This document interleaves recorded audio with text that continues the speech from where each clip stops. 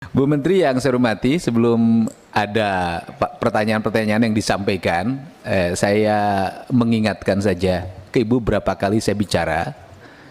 Yang pertama adalah Kementerian Lingkungan Hidup untuk segera koordinasi dengan Kementerian ATR, melakukan evaluasi tata ruang di seluruh Indonesia. Karena percepatan izin tidak diimbangi oleh tata ruang yang baik, menimbulkan problem lingkungan yang sangat kuat. Contoh, di daerah Bandung kemarin ada yang ngadu ke saya, ada perumahan di atas bukit, kampung di bawahnya kalau hujan terendam banjir, batu-batu di atasnya pada jatuh ke kampung yang ada di bawah. Secara prinsip sudah diizinkan dan memenuhi syarat, tetapi secara lingkungan melanggar etika lingkungan, dan itu terjadi di berbagai tempat, Bu, bukan hanya di satu tempat. Itu yang pertama. Kemudian yang kedua, menyambung apa yang disampaikan Pak Ketua tentang konservasi dan sumber daya alam. Problem penanganan konflik antara hewan dan masyarakat di sekitar adalah kelambanan dalam penanganan. Kelambanan itu yang pertama saya lihat postur volhut itu rata-rata usianya sudah pada tua. Kemudian motornya juga butut-butut. Jadi ketika saya kemarin nyobain naik ke atas, saya udah selesai acara, volhutnya baru datang. Nah ini yang kedua, tidak memiliki kemampuan finansial untuk berinteraksi dengan lingkungan. Sehingga misalnya ketika macan atau harimau menerkam kambing itu ya kan, atau sapi di sebuah wilayah, itu cenderung yang kita utamakan berita viralnya dulu. Kalau menurut saya ada hal yang cepat yang bisa dilakukan oleh aparat, khususnya jajaran Kementerian Lingkungan Hidup, kalau memiliki biaya. Langkah yang pertama dilakukan adalah mengganti sapi yang diterkam dulu. Setelah itu baru melangkah yang lain, karena di otak para petani termasuk para peternak ada dendam kalau sudah sapinya dimakan, walaupun bukan salah macan atau salah harimau, ada dendam. Sapi cuma dua-duanya dimakan semua, dendam, akhirnya dipasang racun, dipasang jerat. Itu yang sering terjadi, sehingga ini harus segera ditangani dan diantisipasi, sehingga postur anggaran di 2022 itu saya harapkan betul-betul memiliki keberpihakan terhadap konservasi dan betul-betul memiliki keberpihakan terhadap rehabilitasi, dengan bukan hanya mendorong anggaran pagu yang sudah ada. Menurut saya yang harus dilakukan adalah segera melakukan tindakan terhadap, bahasanya Pak Ketua itu, yang tidak disetujui terhadap keterlanjuran itu. Yang saya tidak setuju kalimat terlanjur, walaupun sudah terlanjur. Yang sudah, dan itu kan nilainya sangat fantastis, bisa ratusan triliun kalau kita konsisten melakukan tindakan. Nah, di tindakan ini, penindakannya harus ditambah juga kekuatan personilnya. Karena penindakan yang satu diminta ke Papua, diminta ke sini, plus ditekan kanan kiri, ya rama-rama ubannya makin banyak.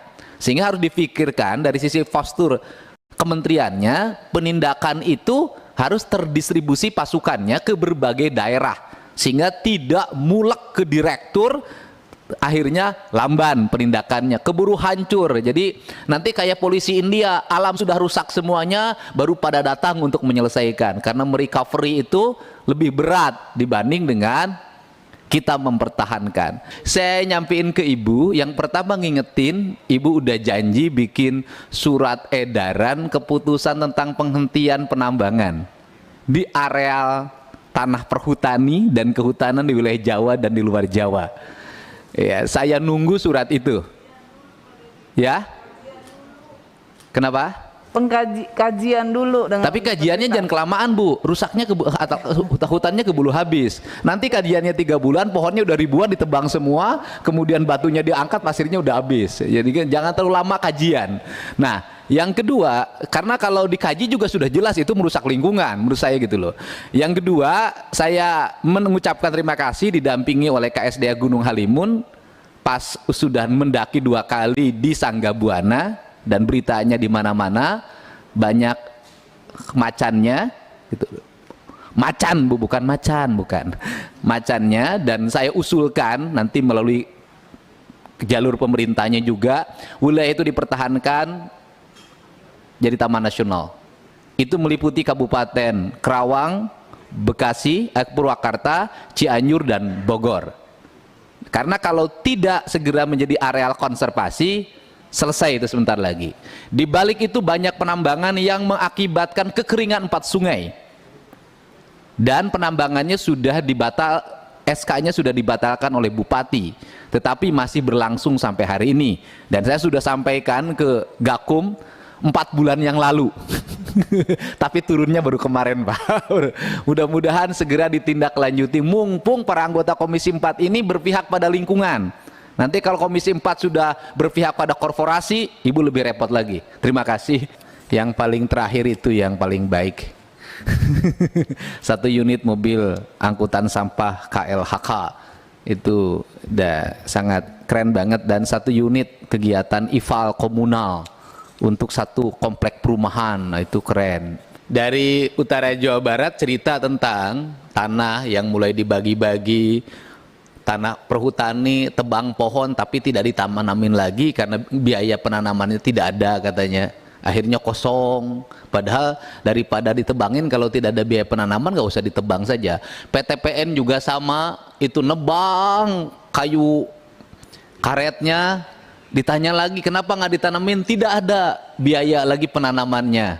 Saya pikir Bu Menteri tetapin saja kawasan PTPN dan perhutani itu jadi hutan lindung, jelas milik negara, tanemin, dikembangin konsep pariwisata buat ke depan, sehingga nanti tidak mengeluh lagi Pak Trisno, Pak Ono.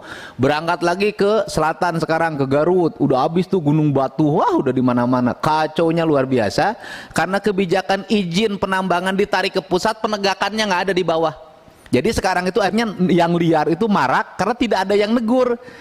Lapor ke Bupati, oh sudah bukan kewenangan kami, kewenangannya menteri. Provinsi bukan kewenangan kami, kewenangan menteri, sehingga semakin enak orang menambang. Nah ini regulasi yang dibiarkan terus-menerus, dan perlunya penegakan hukum lingkungan hidup ada di setiap kabupaten kota.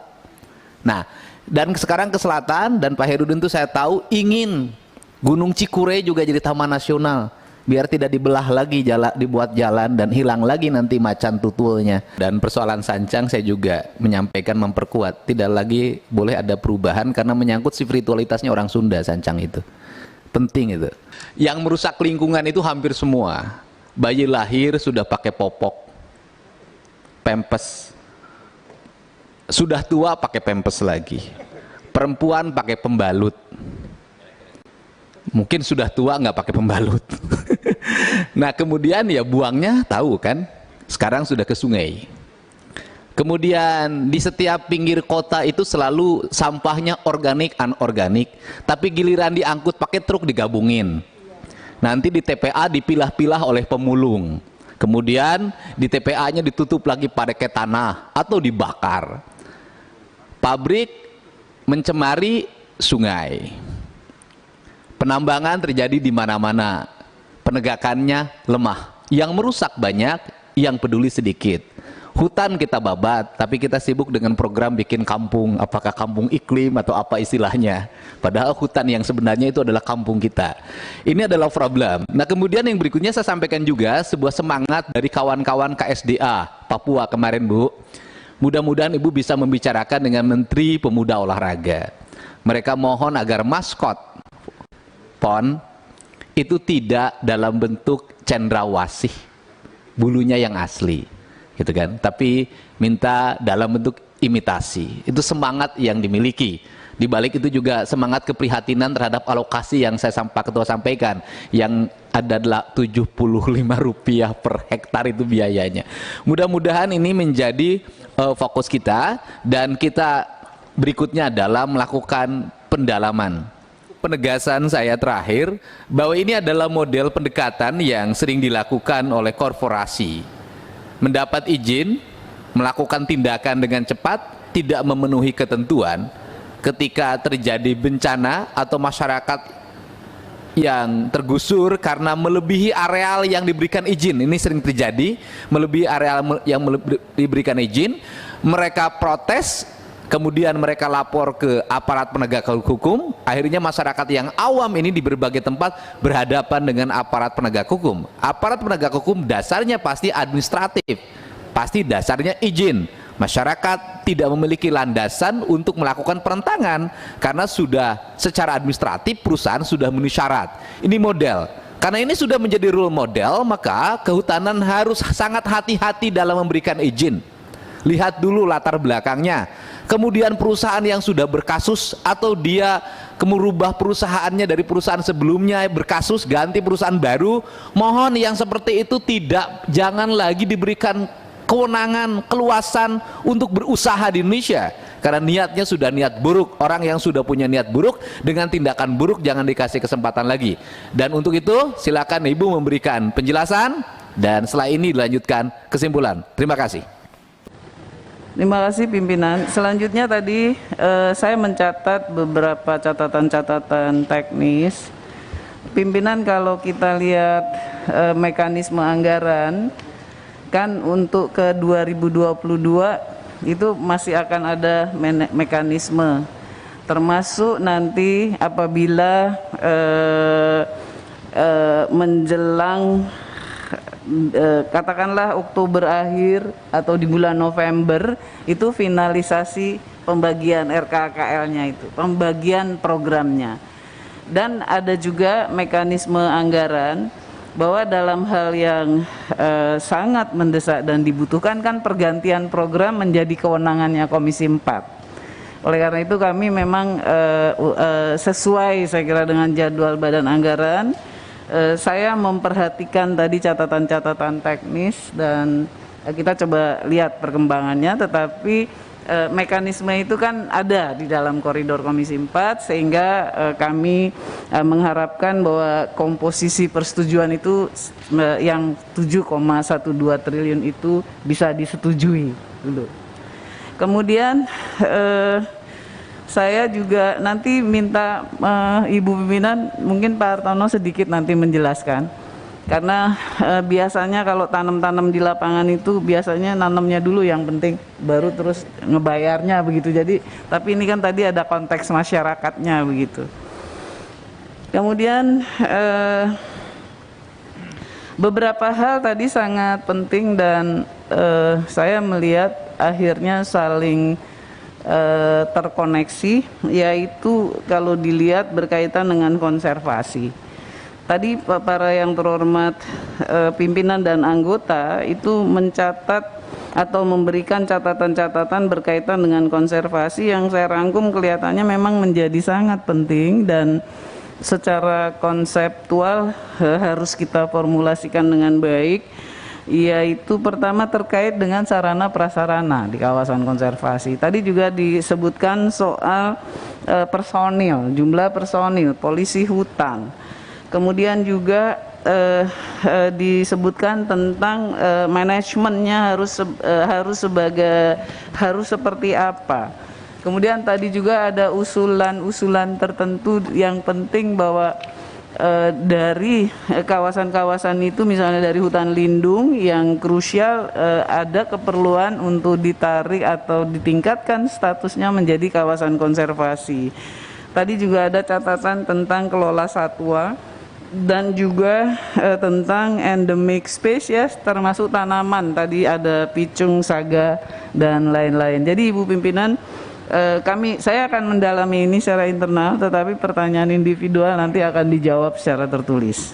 Saya menangkap tadi bahwa sarana prasarana dan dukungan untuk manajemen ini menjadi sangat penting. Nanti akan menjadi instrumen kontrol buat saya di dalam mekanisme baik perencanaan maupun operasional oleh Direktorat Jenderal, dan nanti tertulis akan disampaikan. Ibu Pimpinan dan Ibu dan Bapak anggota yang kami hormati, bagian lain yang saya lihat sangat penting juga adalah terkait dengan pengendalian tata ruang dan lingkungan. Tadi ada catatan-catatan kritis tentang bagaimana kita harus prudent dalam hal perizinan. Jadi harus sangat hati-hati, dan sebetulnya saya sudah mencoba melakukan itu. Dalam arahan saya selalu harus lihat dengan prudent. Kemudian tadi disebutkan juga soal tata ruang, lingkungan dan komunikasi dengan ATR, termasuk soal HGU. Jadi sebetulnya sudah ada PP 21 tentang tata ruangnya ATR, ada PP 23 tentang kehutanan, dan ada PP 43 tentang harmonisasi kegiatan-kegiatan. Jadi kami akan cek ini dan saya akan lihat untuk peningkatan koordinasi dengan ATR maupun dengan dalam koordinasi Kemenko. Ibu pimpinan dan Ibu dan Bapak anggota yang saya hormati, saya sangat memahami worry atau kekhawatiran kita semua, persoalan-persoalan tentang HGU, hutan sosial dan lain-lain terkait keresahan masyarakat. Kalau PTPN dan HGU udah pasti bukan di bawah KLHK, tapi saya kira ada yang baik sebagai informasi saja karena otoritasnya ada di Kementerian ATR, bahwa tanah telantar itu menurut PP memang haknya pemerintah, tetapi pengelolaannya bukan di LHK, adanya di Kementerian ATR. Kalau tanah terlantar HGU itu bukan hanya untuk hutan sosial yang dipinjamkan, tetapi bahkan bisa menjadi tanah reforma agraria, artinya bisa diredistribusi, artinya bisa dijadikan sertifikat, dikasihin ke rakyat. Jadi kira-kira programnya pemerintah seperti itu. Saya juga mohon izin melaporkan bahwa perhutani kita sedang bahas, kami sedang intensif bersama Menteri BUMN. Pak Sekjen mungkin record posisi terakhir harus kami laporkan nanti untuk menjadi katakan alat kontrol juga bagi pimpinan yang terhormat dalam diskusi bersama Perhutani dan Inhutani. Bagian penting yang saya lihat sangat strategis dan menjadi perhatian Ibu dan Bapak anggota, dan saya berterima kasih untuk itu, yakni berkaitan dengan bagaimana secara konseptual upaya pemulihan dan perlindungan lingkungan hidup dan kehutanan. Tadi dari hal-hal yang diangkat dan di sini selain kelestarian tadi yang terhormat Pak Dedi juga dan Ibu Anggi dan beberapa anggota menekankan untuk kesejahteraan masyarakat. Jadi dikasih contoh tadi Garut, Gunung Cikuray, kemudian Tahurawan Abdurrahman, kemudian endemic spesies tumbuhan, dan terkait dengan pertambangan dan lain-lain. Pak Dedi yang kami hormati, saya sudah melaporkan kepada yang terhormat Bapak Presiden tentang pertambangan yang di Jawa, yang di wilayah hutan. Jadi saya memang melaporkan kepada beliau ada aspirasi yang baik, saya bilang dari Komisi 4, tentang kekhawatiran kita akan kerusakan.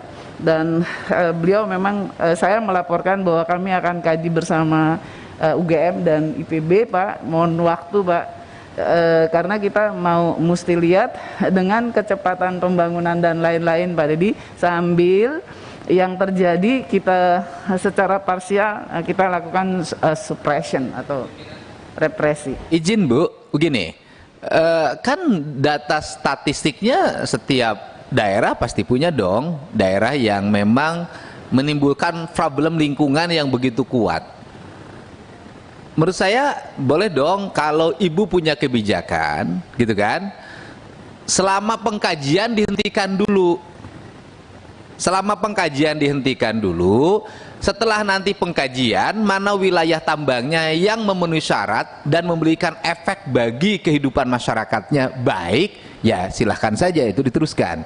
Tapi mereka yang efeknya buruk, ya mohon dihentikan. Karena tambang itu biasanya begini, termasuk yang di Kerawang ya, saya mencurigai, kalimat saya adalah mencurigai, misalnya izinnya di sini, tapi nambangnya di sini. Nah ini sering terjadi di berbagai tempat. Jangan sampai hari ini keluhan masyarakat hilangnya mata air, keluhan masyarakat terganggunya iklim lingkungan, keluhan masyarakat berubahnya tipikal lingkungan menjadi masyarakat yang keras, preman, berkonflik, dan tidak bekerja dengan baik, kalah oleh keinginan para penambang. Karena para penambang itu kan tidak hidup di situ. Dia tidak merasakan bencana, dia tidak merasakan problem lingkungan, dia tidak merasakan apapun. Dia hidupnya di Jakarta kebanyakan. Nah, ini yang saya pahami ya, dan kita pahamlah secara psikologi kalau orang-orang di daerah hari ini sangat sulit melakukan tindakan karena seringkali para penambang ini sering membawa nama besar atau nama yang dibesar-besarkan gitu. Walaupun dari sisi administratif nggak berani juga mereka muncul bikin surat. Itu saja, terima kasih. Baik, terima kasih pimpinan. Itu berarti ada dua hal yang saya tadi laporkan dari pembicaraan yang terdahulu, yaitu izin baru gitu ya. Izin baru untuk tambang pasir tuh ya Pak, pasir dan batu. Itu yang udah saya coba, itu yang saya laporkan pada Bapak Presiden, dan itu yang mau kita kaji. Tapi kalau pada konteks tambang seperti yang tadi yang Prof. Padi dikatakan, itu ya memang nggak ada jalan, ya harus dilakukan law enforcement begitu. Dan itu saya kira parsiali Dirjen Gakum ya Pak Roy ya, secara parsial kita setiap dapat juga langsung mengambil langkah. Tetapi memang saya sangat berterima kasih dan memahami bahwa sekarang sebenarnya dengan sistem satelit dengan resolusi tinggi yang 1/2 meter kali 1/2 meter itu kelihatan di pixel di komputer, itu harusnya udah bisa kelihatan. Jadi kalau dia di overlay dengan batas izin, di overlay ketahuan. Itu sekarang kita lagi uji coba Bapak. Kalau sistem itu jalan, maka sebenarnya dengan cepat seluruh provinsi bisa kelihatan. Terus saya boleh deh, gini deh, ini otokritik yang harus dibenahi ya. Misalnya gini, dari sisi infrastruktur tanah sangat dibutuhkan untuk pembangunan JAPEK misalnya hari ini. Nah, tetapi kan tidak dibuat perencanaan yang baik. Kementerian Lingkungan Hidup, Kementerian PUPR harusnya duduk bareng. Kemudian membuat rencana berapa juta kubik tanah yang dibutuhkan, ngambilnya dari mana, disiapkan tanahnya. Hari ini nggak begitu Bu, itu kan tanah di subkon. Karena di subkon setiap orang hari ini berlomba nyari tanah, dia gali sebelah sini cek. Habis ini pindah lagi sebelah sini cek. Wah, itu jalan sudah kacau, infrastruktur. Saya berikan contoh yang dekat saja. Kemarin kita kunjungan ke Gunung Halimun, dekat IPB. Samping kanan itu mobil truk gede-gede. Habis itu saya tahu, saya baca di media sosial, itu keraknya pada kabur karena di situ itu areal yang hijau itu dibabat, diangkat tanahnya. Itu di depan mata dekat IPB tidak ada sedikit pun yang bereaksi. Ini adalah problem kita yang setiap hari terlihat, dan ini perlu tangan-tangan teknis. Ya, bukan hanya administratif, yang turun di lapangan, yang tahu. Saya kan tahu yang Kerawang itu yang saya tertibin di tanah perhutani, karena orang situ nambang di tanah petun, diambilin, digeser-geserin. Nah, kemudian dapat rekomendasi dari lingkungan hidup. Karena apa? Karena proyek nasional. Oke, nggak ada masalah bagi saya, proyek nasional nggak ada soal, harus ditunjang oleh kita semua. Tetapi Kementerian Lingkungan Hidup, PUPR harus duduk bareng, membuat perencanaan yang baik sehingga pembangunan ini bisa harmoni. Terima kasih Bu. Baik, yang terakhir tadi disampaikan beberapa hal yang spesifik, kami akan perhatikan seperti cagar alam Sancang, RNI, insenerator Sulbar. Setahu saya insenerator Sulbar jadi ya Bu Pipin? Sudah Bapak. Kemudian Bukit Nyomot Subang dan Sabuai, serta apa tadi yang di Maluku, dan juga yang KBR Sukabumi. Di kami akan perhatikan hal-hal ini. Saya akan ada yang pasti seluruhnya akan dijawab. Izin Ketua, kelihatannya kalau KLHK ngedorong-dorong ATR kurang pas deh. Karena ini sebetulnya salah Bu, salah. Izin Ketua. Kami mendorong LHK untuk melakukan koordinasi, bukannya Ibu, bukan. Dibaca dulu, baca dulu. Coba Komisi 4 DPR RI kembali Ya, oke katanya. Terima kasih Ketua.